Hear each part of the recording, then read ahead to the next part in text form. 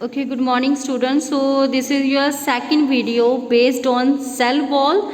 So cell wall the based thirty video So the cells of the bacteria, fungi and plants have a thick but porous coat, the cell wall outside the plasma membrane. So cell wall hard hundi hai beta. So mostly plants they he present हुंदी आ, porous हुंदी आ, pores हुंदे आ ਇਹਦੇ and ਇਹ plasma membrane ਦੇ outer side ਬਾਹਰ ਵਾਲੀ side present ਹੁੰਦੀ ਆ। सो कादी कादी बनी हुंदी आ, ठीक है, उन्होंने कंपोजिशंस देखते हैं। First is chemical composition. So एक insoluble polysaccharide, cellulose, certain other compound like uh hemicellulose, pectin and protein दी बनी हुंदी आ। बिकॉज सैल वॉल दी गल कीती जा रही है, बहुत हार्ड एंड रिजिड हुंदी आ। सो इसे करके एक कादी बनी हुंदी आ सैलुलोज दी, जिहदे करके रिजिड एंड हार्ड हुंदी आ, ठीक है। सो सैलुलोज की है, सैलुलोज कहते एक लॉन्ग अनब्रांच्ड चेन आ जो कादी बनी हुई आ, ग्लूकोज मॉलिक्यूल्स दी बनी हुई आ। सो एक चेन दे विच किन्ने ग्लूकोज मॉलिक्यूल्स आंदे आ, 6000 glucose molecules. About 30 to 60 cellulose molecules form a bundle called microfibril. कहते 30 to 60 मॉलिक्यूल सैलुलो मॉलिक्यूल्स मिलके की बनाते आ, एक bundle of microfibril. So the cellulose molecule in microfibril are oriented parallel to one another, एक दूजे नाल ओरेंटेड होए हुंदे आ, पैलर लाइक आ जिवें साडी मसल शीट हुंदी आ। सो इस तरीके दे नाल ये ओरिएंटेटेड हुंदे आ, एक दूजे नाल पैरेलली ओरिएंटेटेड हुंदे ने। After that second substance is matrix. So matrix क्या है, कहते एक जेली लाइक मटीरियल आ जो ये अंदर प्रेजेंट हुंदा है, जो कि पॉलीसेक्राइड हेमीसेलुलोज का बनिया हुंदा है, पैक्टीन्स हुंदा है, थोड़ा वाटर भी हुंदा है and protein and cell walls lack selective permeability.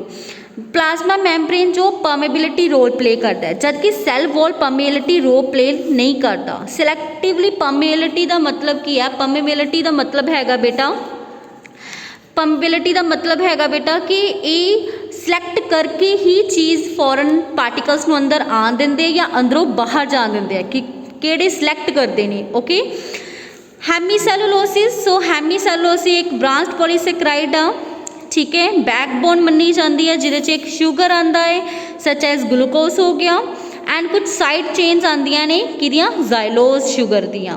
Then पैक्टीन्स, pectin unbranched polysaccharide हुंदा है, ठीक है, ये सब तो ज़्यादा ग्लैक्टोनिक एसिड हुंदा है। सो पैक्टीन होल्ड करके रखता है वाटर नू, ठीक है, and form a gel that fills a space. हुण अगर किते भी कोई वॉल दे विच स्पेस आ तो कौन फिल करता है, पैक्टीन फिल करता है। डेफिनेटली अगर ये स्पेसिस फिल करता है वॉल च तो इट मीनस कि जिन्ने भी पैथोजनस आ जेड़े रस्ते वो अंदर आ सकते हैं सैल वॉल दे, वो रस्ते बंद कर दिंदा है। सो इट मीनस ये प्रोटैक्टिव लेयर का काम करन च हैल्प करता है। Then is protein. Protein interweave होई हुंदी आ, ठीक है। सो सैलुलोज पैक्टीन दे नाल इंटरवीव होई हुंदी आ, स्ट्रक्चर बनी हुंदी है जो स्ट्रक्चरल सपोर्ट दिंदा है एंड बैरीयर का काम करता है। जो माइक्रोब्स अंदर आना चाहते हो उहदे लई बैरीयर का काम करते हैं। सो दो तरह के प्रोटीन हुंदे, एक्सपेंसिन, एक्सपेंशन। सो एक्सटेंशन का मतलब हैगा वा कि ये वॉल नूं लूज करन च हैल्प करते हैं, ठीक आ, जबकि एक्सपेंशन की करते आ, ये जिहड़ा एक्सपैंड करन च कि सैल वॉल नूं फ्लैक्सीबिलिटी प्रोवाइड करते कि सैल वॉल एक्सपैंड कर सके according to their structure. Now physical structure की आ, फिजिकल स्ट्रक्चर आ गया कि प्राइमरी वॉल जिहड़ी हैगी आ वो young plant cell form a single layer of wall material. जदों प्लांट यंग हुंदा है उहदी वॉल सिंगल लेयर्ड हुंदी आ एंड ये थिन हुंदी आ, इलास्टिक हुंदी है, इहदे च एक्सपेंशन बहुत ज़्यादा हुंदी आ, ठीक है, जो क्योंकि प्लांट सैल ने ग्रो करना है, जो उन्होंने ग्रो करना है तो उन्होंने जो भी प्रोटीन इंजाइम चाहिए वो एक्सपेंशन प्रॉपर्टी होनी चाहिए कि एक्सपैंड कर सके। सैकेंडरी वॉल, दूसरी वॉल की है सैकेंडरी वॉल। सो ये मैच्योर्ड सैल्स दे विच आउंदी आ, पहला प्राइमरी वॉल बनती आ फिर सैकेंडरी बनती आ, ज़्यादा लेयर्स की बनी हुंदी आ है internal wall. So these layers are called secondary walls. It is usually 3 layers, ये 3 लेयर्स हुंदी आ। उन्हां दे नाम किद्दां दित्ते जांदे आ, 1, 2, SN1, SN2 and SN3। So the cellulose microfibrils जिहड़े हुंदे आ सैकेंडरी वॉल दे विच हुंदे आ, कंपैक्टली अरेंज हुंदे आ। हुण सैलुलोज माइक्रोफिब्रल क्या गया, इट मीनस ये रिजिड हुंदे आ, एक दूजे नाल कंपैक्टली फ्रेम्ड हुंदे आ, सो जिन्हों शेप प्रोवाइड करते आ।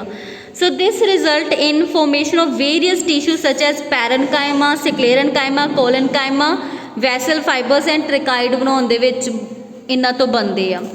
Then आ गया पिट्स।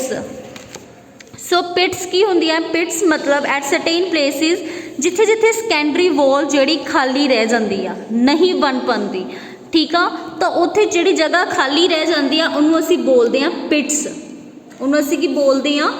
पिट्स बोलते हैं। Okay, so the pits in the walls of adjacent cells are often opposite to each other. So ये एक दूजे के ऑपोजिट, अगर ये एडजेसेंट आ ये वॉल दे तो ये जिहड़ी पिट्स आ वो भी की होणगियां? एडजेसेंट होणगियां। सो ये कादियां बनियां हुंदियां ने? Middle lamina primary wall the pit membrane is permeable हुंदी है एंड अलोज पैसेज। ऑब्वियस आ जिहदे च स्पेस रह जाऊगी तो परमेएबल ही होएगी, अलो करेगी कि मटीरियल आर पार हो सके। So in the tracheid of gymnosperm, जो जिम्नोस्पर्म द ट्रेकाइड आ, the secondary wall partly overhang pits are called border pits. ओदे कहते जिहड़े जिम्नोस्पर्म आ डिफरेंट टाइप्स ऑफ पिट्स हुंदियां ने। सो कहते जिहड़े जिम्नोस्पर्म उन्हां दे विच किहड़ी पिट हुंदी आ? बॉर्डर्ड पिट, जो बॉर्डर लाइन दे नाल हो के पिट निकलदी आ, ठीक है। दैन है गया tertiary wall. Tertiary wall mostly gymnosperms च देखी जाती आ। एक अनदर लेयर आ जो सैकेंडरी वॉल तो बाद बनती आ, ये भी कादी बनी हुंदी आ? सैलूलोज दी ते जाइलम दी, ठीक आ। फ्लैक्सीबिलिटी डेफिनेटली अगर वो आप कुछ यहो जे कंपाउंड पढ़ते पे हाँ, ठीक है, असीं यहो जे कंपाउंड पढ़ते पे हाँ जो इन्हों फ्लैक्सीबिलिटी प्रोवाइड कर सके। सो फ्लैक्सीबल होंदे आ जो परमिट कर देंदे आ एंड बेंड कर सकते आ इंस्टैड ऑफ ब्रेकिंग। दैन आ गया मिडल लैमिना। सो फ्लैक्सीबिलिटी प्रोवाइड करते हैं कि वो बेंड कर सकते हैं, ठीक है, ब्रेक नहीं करते बट प्लांट बेंड कर सकते हैं। इट मीनस कि उन्होंने फ्लैक्सीबिलिटी प्रोवाइड कर, सैल वॉल फ्लैक्सीबल आ।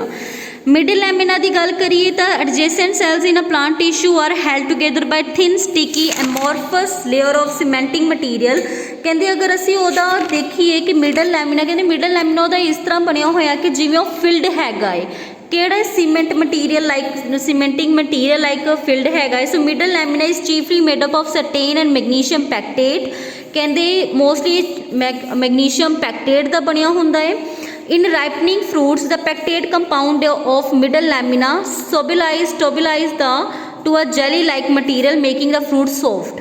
कहते जिहड़ा पैक्टेट हुंदा है कंपाउंड ये मिडल लैमिना च हुंदा है जो कि करता है स्लोबिलाइज करता है जो भी वो हार्ड मटीरियल उन्होंने सॉफ्ट करने च हैल्प करता है, जैली लाइक अपीयरेंस दिंदा है, ताइयों जिहड़े फ्रूट आ वो फ्लैशी हुंदे ने ते सॉफ्ट बनते ने, ठीक आ। So this is about the chemical composition and physical structure of the cell wall.